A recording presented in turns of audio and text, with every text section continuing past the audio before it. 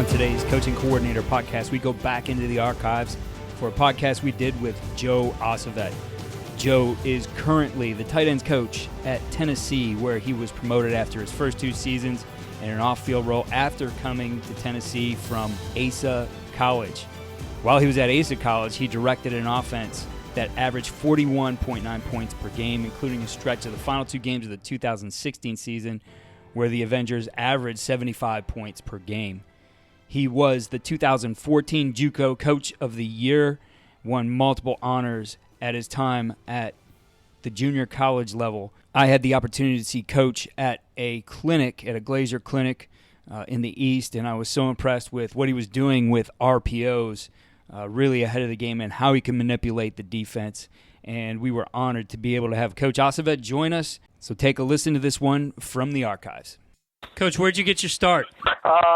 After I was done at Northeastern, I went back to my alma mater, Nassau Community College. John Anselmo, who was with Doug Marrone for a while at Syracuse and the Bills. I mean, he gave me my first job back at Nassau Community College in 1995 as a running backs coach, a little snot-nosed kid, not really knowing much, and just, showed up every day with a pen and pad and a whistle and tried to take as many notes and put down as many things as I possibly can.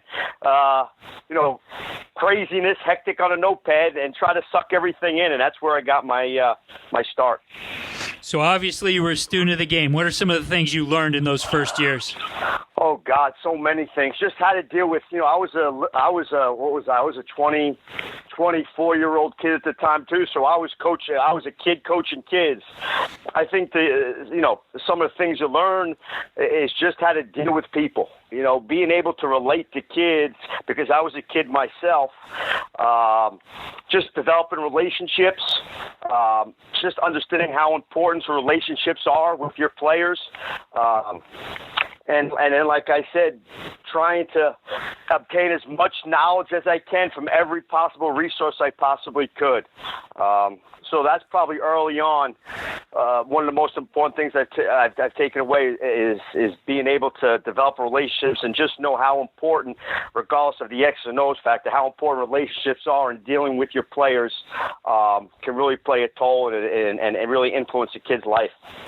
As you progressed through your career, what were some other key things you learned that helped in your development as a coach? So many key things I learned in development as a coach. Wow, good question.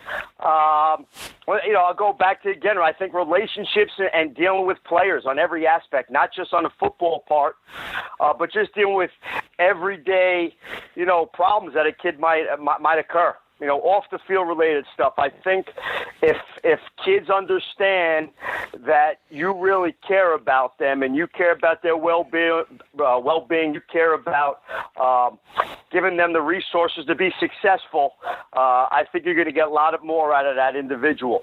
X's and O's is an important aspect of football, obviously, but I think the coach-player relationship, if anything, is probably the most important aspect of coaching football. And like I said, not to be repetitive, but if a kid really understands that you got their best interests at heart, they'll jump over the moon for you if they can. Coach, as you progress through and you learn throughout your career, you start to develop a philosophy. What's become your philosophy now overall in your program as a head coach? I think if you look at it from a philosophical standpoint, there's got to be 2 things. There's got to be a philosophy on what you're going to do with regards to an X and O standpoint, and then there's got to be a philosophy of what you want to have your kids accomplish off the football field.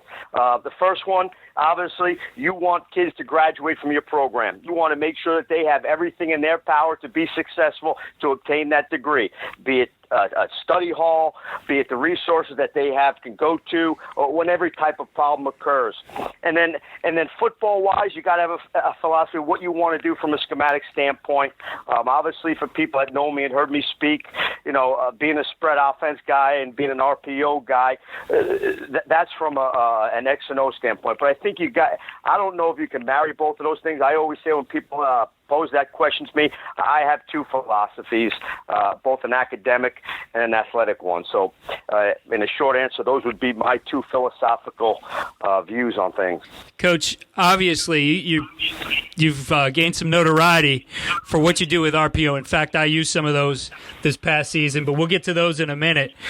In order for those things to work on the field, you got to build a culture. You got to have guys buying into what you're doing. So what things do you do specifically to build a culture in your program? A couple of things. Do it as much as we can do with team bonding. You got to make sure we talk about relying on the guy next to you, being able to have a trust process. Urban Meyer talks about the strength of the 9 units. We're on the same philosophy as that. We just every single activity we do, both on the field and off the field, is just about being able to trust the guy next to you. If you can build that culture, okay, and attack every day with blinders on. That's another big cues that I use. Everything will take care of itself. Don't worry about the little things. Everything is outside noise. Just make sure you can be the best possible person you can be, a teammate, a friend, if it's a coach, a mentor. Those are the kind of things you're trying to implement on an everyday basis. I'm not big on all these, win the day type of things. You want to make sure that your kids know you care about them. You want to make sure that the kids are working towards some type of goal. And you want to make sure the kids are attacking every day with blinders on, especially this day and age with so much outside noise that can filter into your program that can cause some type of destruction. You want to make sure that culture is there. And we have a very simple rule that we use with regards to culture. If your grandmama or your mama don't think it's going to be right, it probably isn't, so you don't want to do it. Don't embarrass the program and don't embarrass yourself. I'm not big on coming up with too many rules. You're coming up with too many rules, things get broken. So that's basically what we're trying to do with regards to culture. Coach, you've really become known for your RPOs and how you manipulate a defense. Where did that develop from? Where did you get these ideas? That's a great. So it happened about 8 years ago. I went on what I call my college tour. I went out and visited University of Illinois. I went out and visited Texas Tech. I went out and visited Rich Rod when he was at West Virginia. And there's 4 or 5 institutions I went and visited. As long as taking some things where I was at LIU Pro, some things that we did with the power run game at Nassau. And as every coach does, you have that notebook that has all your X's and O's in it. And I wanted to be able to combine the power run game and be able to plus stuff in the box by just reading people.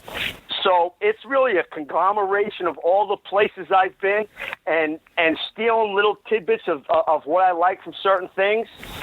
And then over the past 3 years, moving forward, what we've done with our coaching staff, what we did when we were at Nassau is we were like mad science. We would sit in that room and just, at 11 personnel, what can we do to manipulate this person? And it just started to evolve just like every other offense. But to answer your question, I was like a thief. I stole a little bit from here, a little bit from there, and then you put your own window dressing and your own staple to it. So that's how our RPO game kind of evolved. So it's nothing, out of the ordinary, nothing that's really mind-blowing. It's like every other coach. Football is relatively easy. A lot of us are thieves, and we just stole some things from different places. So, Coach, tell us about, the X and O philosophy specifically for your offense. We're a 90% RPO-laden offense. Everything's predicated off our inside zone. We have about 16 RPOs that we can use in the both offense. And the great thing that really has developed, what's made us successful, is just being able to implement the zone read where you just read the end. We've gone so far now, and as much as teams do across the country, as the RPO game is really starting to evolve, we have the ability to probably read all 11 defenders on the field. So if you have one defender that's really hurting you in some type of fashion, be it an interior lineman, maybe a safety that's rolled down, we have the ability to read that player, which really has really taken off. It allows us to get numbers in the box. It allows us to take advantage of overly aggressive defensive players and have answers, which in today's day and age, with defenses being funky and stepping and all that stuff, I think the major key component to having a successful offense is being able to have answers on game day, which we have that. And I think the RPO system that we implement really gives us those answers. And I can say that I haven't seen many systems with as much RPO and variation as you have, but you have some great stuff there. In order to make that work, I know from having run RPOs myself, you really have to get that practice down with the timing, the pace of the play, etc. There's a lot of moving parts. What are the best things you're doing with you and your coaches to teach your players that system? No question. I think, everyone says they want to be RPO, they want to do this, they want to do that. Here's our philosophy on it. Just like you would in 7-on-7, just like you would in your inside run game, if you want to be good at something, you have to be able to work on that particular aspect of that game every single day. So we have what we use is called the double ball drill. And basically what that is that's just receivers, that's your skill players on offense, receivers, quarterbacks, and running backs. Every single day for about a 7-minute period, we're working on every single component, be it at A level, B level, or C level read, like we would on inside run, like we would on 7-on-7, just to work on all the mechanics that go into that RPO structure, if you will. So, and when I speak around a crunch, I talk about it. If you're going to be good at something, most coaches in practice implement an inside run period every day. Most coaches have a 7-on-7 period every day. Well, if you want to be good at your RPO game, you better damn well make sure that you're doing that every single day. And I think that gives your quarterback muscle memory. It gets him on the same page with regards to your wide receivers. It enables you to work on the mesh point with your running backs, and it makes the quarterback make quick decisions and work on all of his mechanical needs that he'll need to make that play be successful. Coach, from a scripting standpoint, with whatever you're carrying into your game plan, how many reps do you need to get each of those RPOs? And I guess, first of all, maybe the question is, of your 16, typically how many do you carry into a game plan? We're going to carry all of them. Obviously, early on, okay, depending how... Let me give you an example. To answer your question real quick is early on, depending on if you have a veteran quarterback or not, like 2 years ago we were at Nassau and we really got this thing up and rolling. We had a pretty veteran quarterback, so we were allowed to go down, play Trinity Valley, Texas, and we had all of our RPOs going. This year, being at a new place with a new quarterback, okay, you might have to pull the strings back a little bit and find out exactly what he's good at. So it's depending on what type of quarterback you have or what type of veteran or rookies that you have going on. But what we like to go into games with loaded guns. So as much as we can, our quarterbacks can remember and can execute at a high level. The sky's the limit with regards to we want to go into a game. We don't want to have anything held back with that. So 15, 16 is probably what we're going to like to go into, unless you have a quarterback that's swept behind the ears a little bit.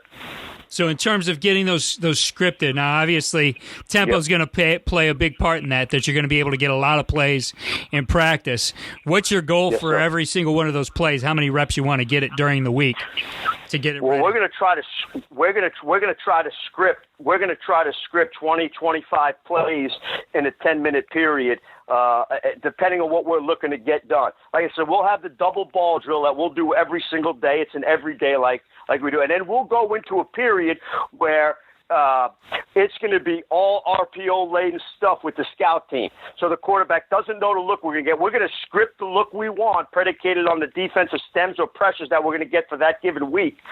But it's a good situation with regards to the quarterback's going to see exactly what pressures you're going to get. It's going to allow the coaching staff, when they go back and look at the film, do you like this RPO? Maybe you want to change the slant into maybe some type of bull or maybe some type of arrow concept. So there's a lot of give and take that we want to do with regards to going into practice. So we'll have one period along with the double ball drill where we're going to work on all of our RPOs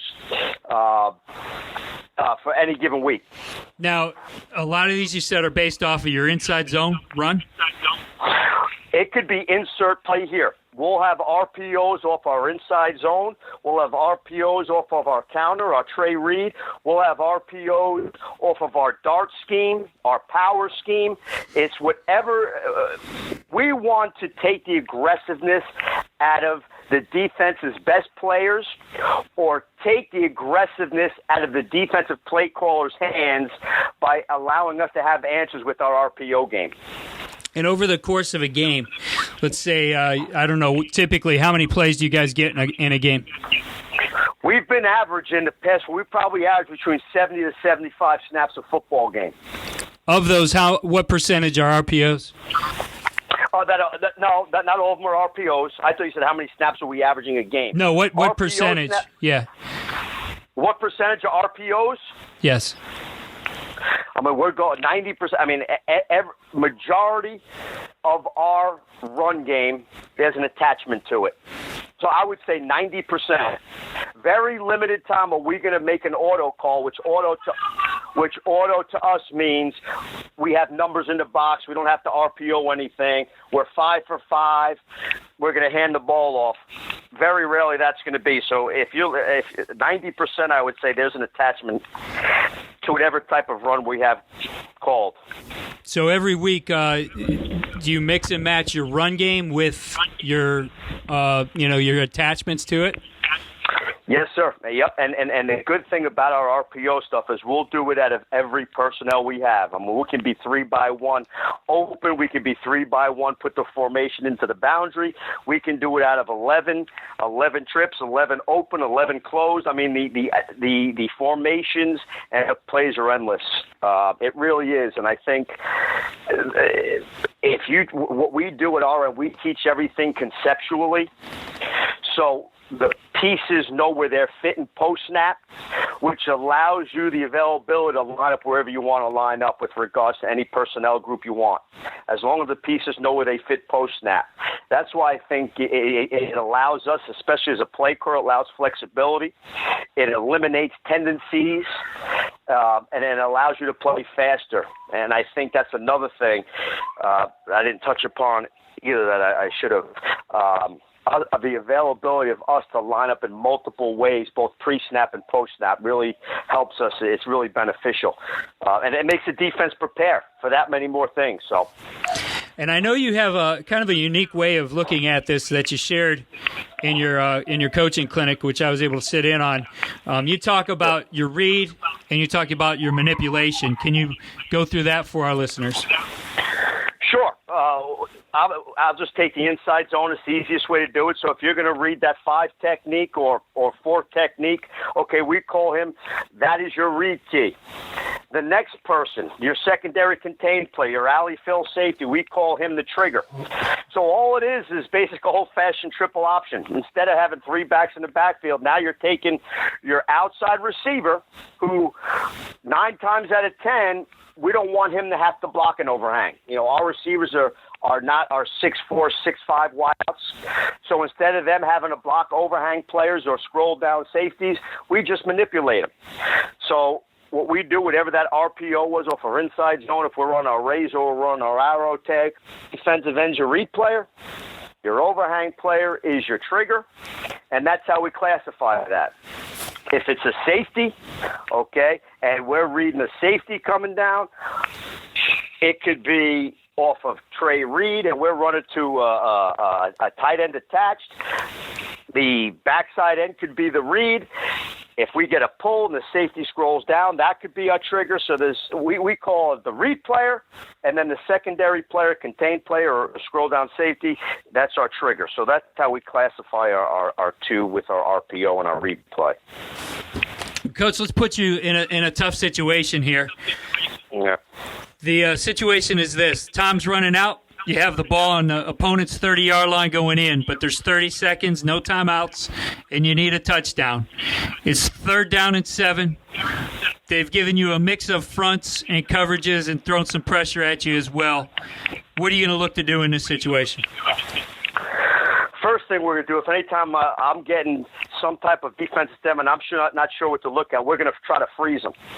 So we're going to make a freeze call and see if we can get the defense ID'd. All right, where's the pressure coming from? Do we need to slide the protection? Okay, what's the defense going to be in the back end? So we're going to try to get it ID'd. Obviously, we go into a game plan that most coaches do in the country. Once you can get that thing ID'd and you get some clarity on it, you're going to, if it's man coverage, on your call sheets, you're going to have your best 4 man beaters that you're going to dial up. If you're getting some type of cover 3, some type of mixed type of quarters, you're going to go into your top 3 that you like there, and you're going to choose from your best 3rd and 7th play. You know, I think most coaches in the country, and this is nothing new, there's got to be some type of preparation. So in your call sheets, you got to have something for that 3rd and 7th call checked off with what type of coverage or what type of pressure you're getting in. So that's what I would call. Definitely freeze cadence it, see if you can get it ID'd. Once you get it ID'd, get to your checklist and get into the best play that you've done, probably your homework on a Monday, Tuesday, Wednesday night.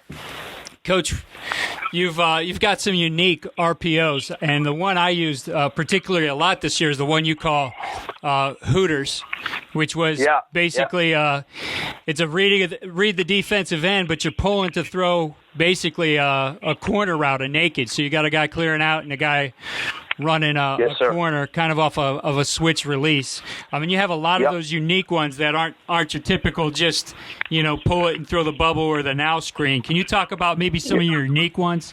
Yeah, sure. How they come together? Sure. I love vertical RPOs and Hooters and motorboard. Those are kind of funny names, and the reason why we call it that because we call our tight end our H. So there's a lot of word association with it. But especially nowadays, you start to go FSL. You put your formation into the sideline, and you line the tight end up to the field. A lot of times we saw what we call kick safety in quarters. So we would get a 5 technique or a 9 technique or a 7 technique inside our tight end. So what we would do is we would make an inside zone read or even our dart play to that side, read the end, and then be able to throw the manipulation to the tight end if we get a bender and a scroll down safety.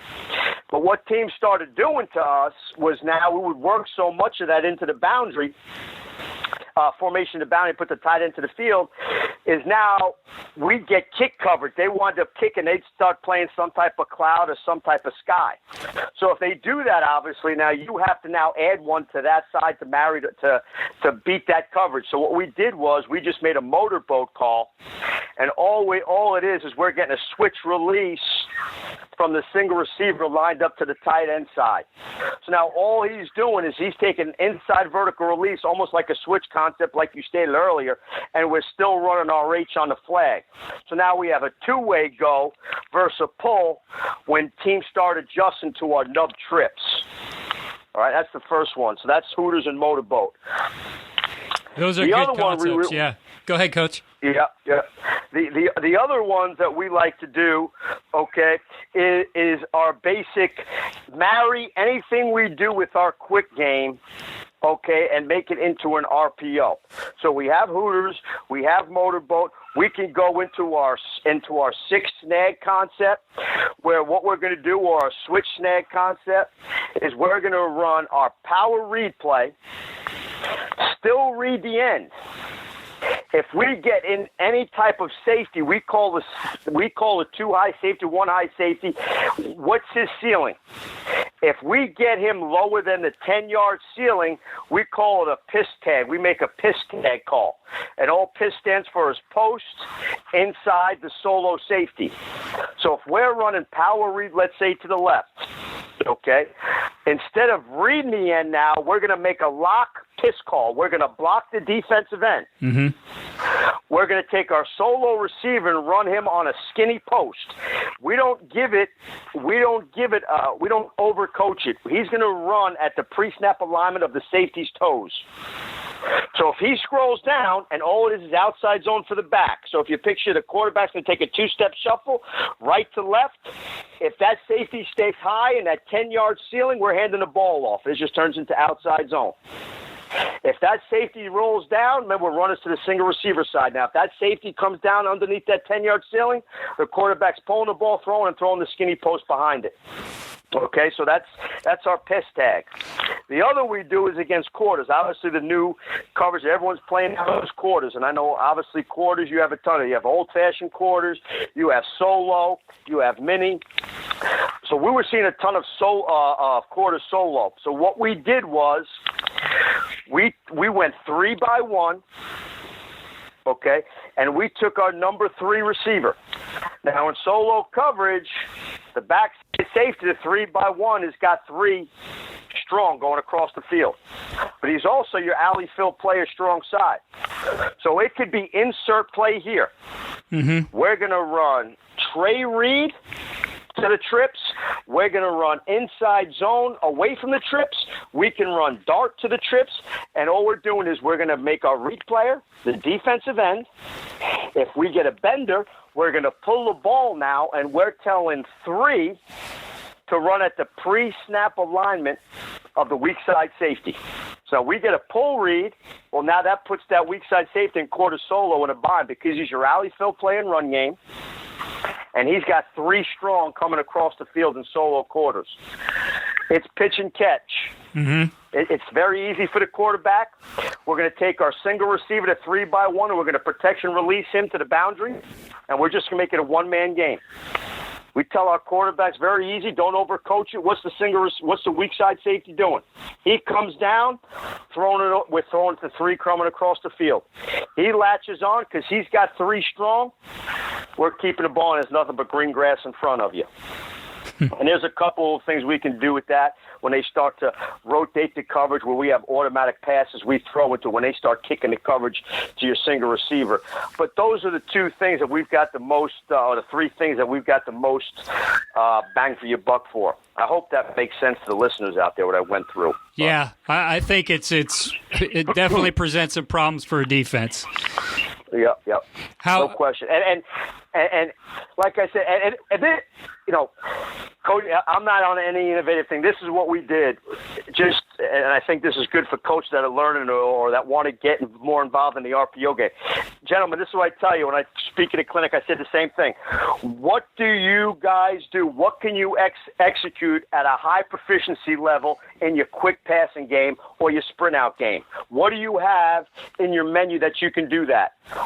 All you want to do is take those 2 things and you sprint out, and in your quick passing game that you can execute at a high proficiency level, and figure out how you want to do an RPO with that and who you want to read first. What run do you want to insert here? And all it is insert run here, and then the RPO is what you execute at a high level. And that's how you go. Sit in the room with your staff. That's what we did. That's how we came across all these things. Things that we can execute at a high proficiency level, or that your quarterback can throw on the run real well, and insert a play here and give them the 2-man read game, and that's how you can get into your RPO. That's all we did. I mean, it's not really innovative stuff. It's just that's what we came across, and that's how we stumbled on some things. Well, like anything, Coach, it's a commitment to it, too. And you guys have made a commitment to it, and you've excelled at it because of your commitment. Definitely. Well, Coach, like I said, I think it's an important aspect, and I think in this day and age, with defenses trying to confuse you or trying to plus you in the box, if you can get even numbers or you can plus a defense, you win the battle. And then you get tempo involved, it makes it even more to an offensive advantage.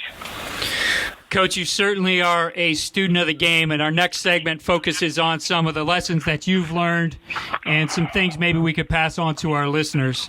So let's start from the beginning again. What's a mistake you made as a young coach, and what did you learn from it? A mistake as a young coach, trying to do too much. I know it sounds cliche-ish, but try to keep it as simple as possible. You probably heard a number of coaches say that. I can speak as my first time being a coordinator. Don't try to do too much. Make sure your game plan, even though you might be able to understand it, make sure your kids can effectively execute it. Make sure they understand the concepts that go behind it. And try to just keep it don't have too much on your plate. Don't put too much on your menu, and don't look to score 1,000 points your first year. And keep a journal. Keep a journal of the things that you need to learn. So one day when your time comes as a head coach, you can reflect back and look at some of these things and use it as a resource and a guide as you move forward in your coaching career. Coach, what's a book you would recommend to our listeners that you've learned from? Oh, God, the Coaching Bible. I think those coaches that are among the AFCA, you get those resource guides sent to your house. I'm a football junkie, Keith. So anything I can get my hands on, I'm reading. The Coaching Bible's got to be first and foremost. Obviously, Bill Walsh's book that everyone in the country read. I'm about to read Urban Meyer's book, Above the Line. So anything you can get your hand on that you can get into, go to your website. You put out some great material. Just never stop learning. Go to your high school. Sit down with your high school coach. You can learn from high school people. Go to clinics. Anything that you can get your hands on, that you can go out there and you can learn from anybody, regardless of a high school coach, a JUCO guy, a major college guy, Division II. Just be a junkie. Take it all in. And here's the key component, though, Keith. Make sure you find little tidbits that fit your program.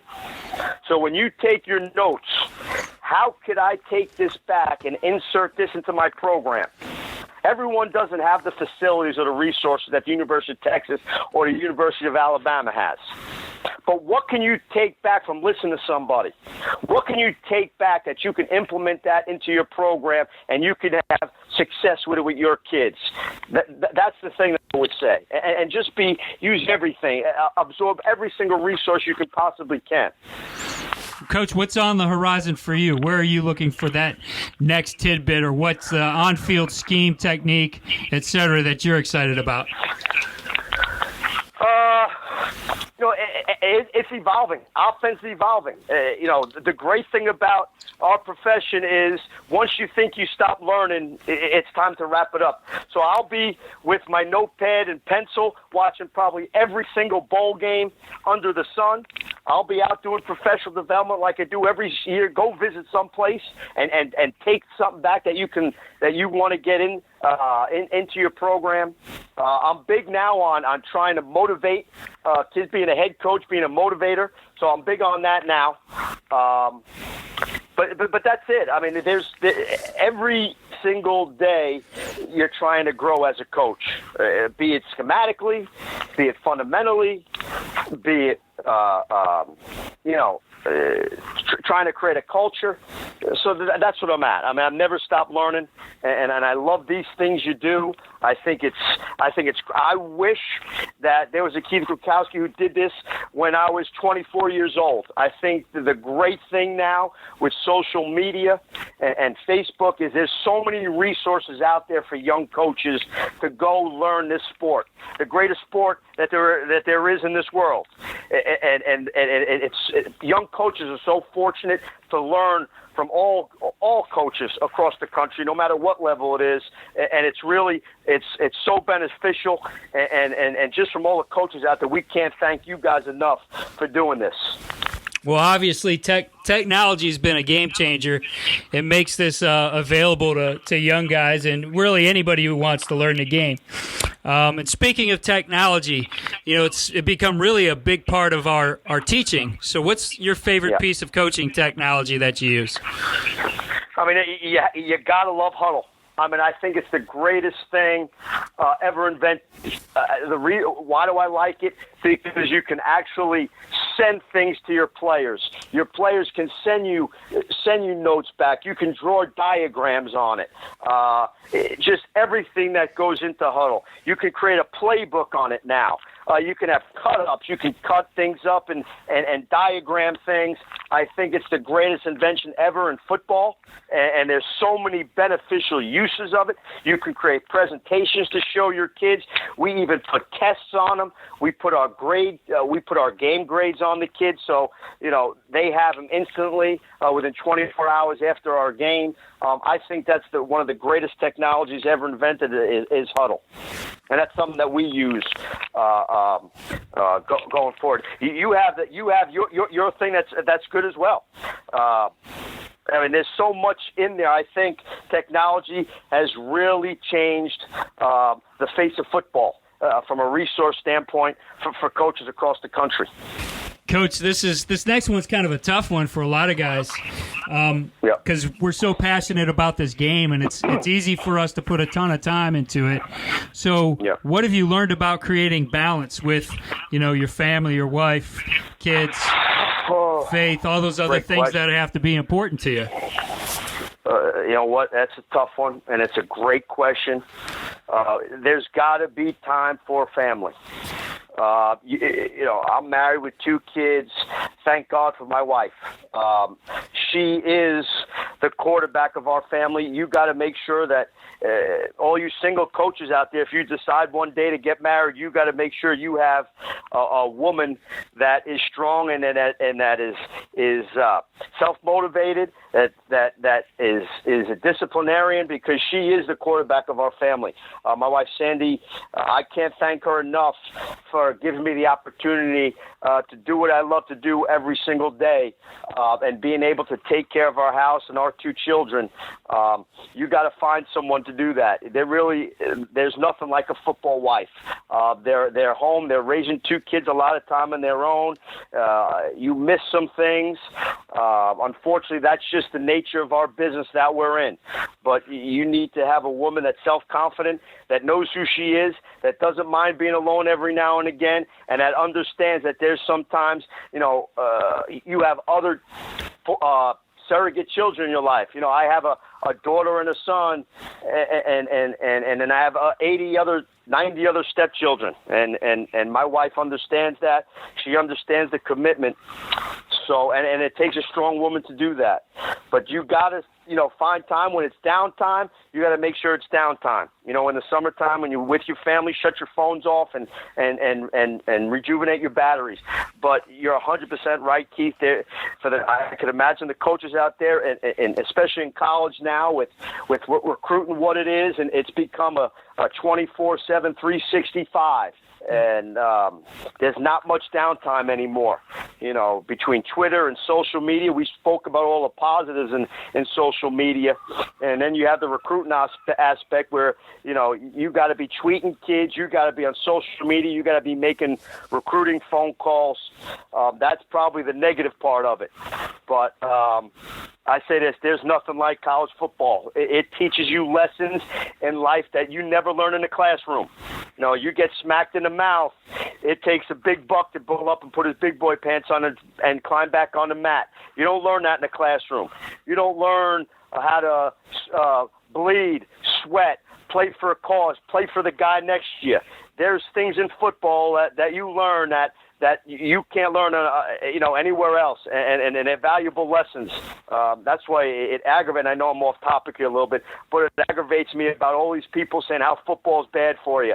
There's not another game in this country that teaches you the lessons that football teaches you. So I know I went off tangent there. No, you're bit, good. But yeah, you actually answered my next question just on some of the concerns about the game, and obviously the media certainly spins some negative things on football, but coaches, I think if you do the right things, are going to be able to overcome some of those things. Yeah, no question about it. I think Heads Up Football is doing a great job. I think some of the new rules are trying to take the head out of the game will help us moving forward. But I know I say this: football there's a certain type of nastiness that comes with football. I hate to use the word violent, but it is a macho man sport.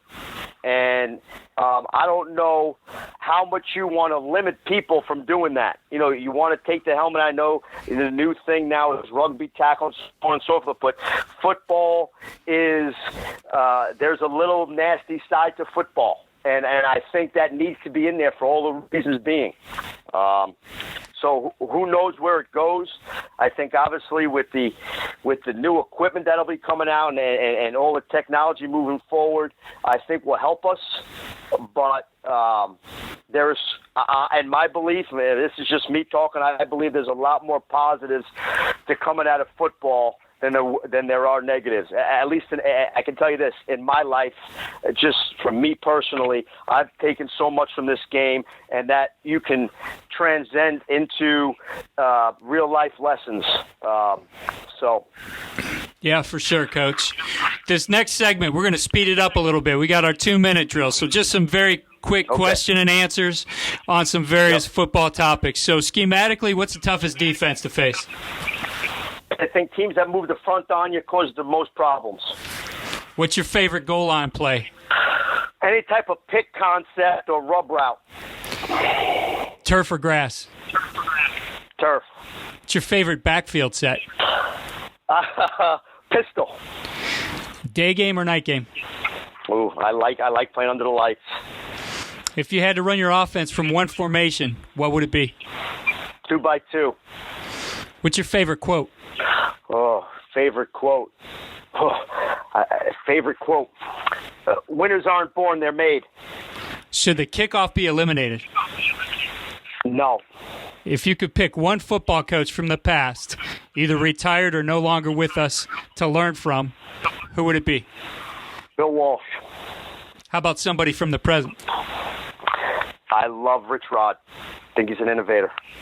How many teams should be included in the FBS playoff? There's 4 now. People say they want 8. When we're going to have 8, then they're going to say they want 10. I like it where it's at. All things being equal, Coach, run it or throw it. What does the box dictate? Run it. See, with you, it's like both, right? Yeah. Yes, sir.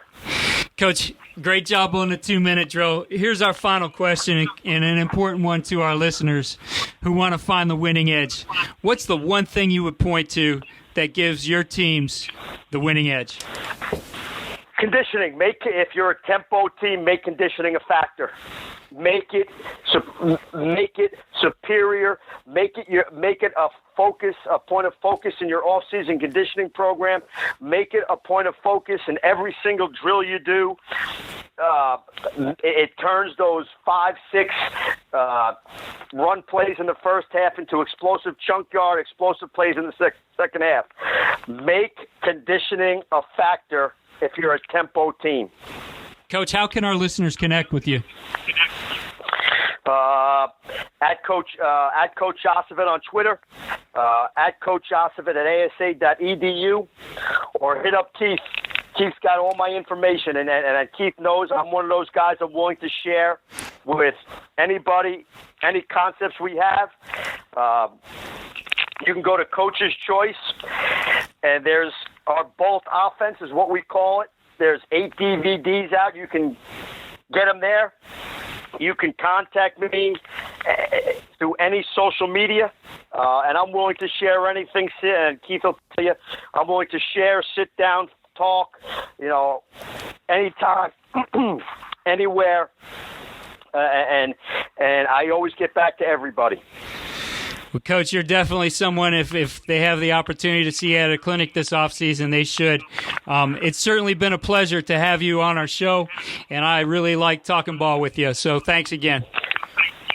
Keith, it's always a pleasure. Anytime you want, we're here, and I appreciate you having me on. Good luck with the show. And once again, from all the young coaches out there and all the old coaches too, thanks for doing this. It's really great, and it'll be a really great resource for you guys moving forward. So, Keith, thank you.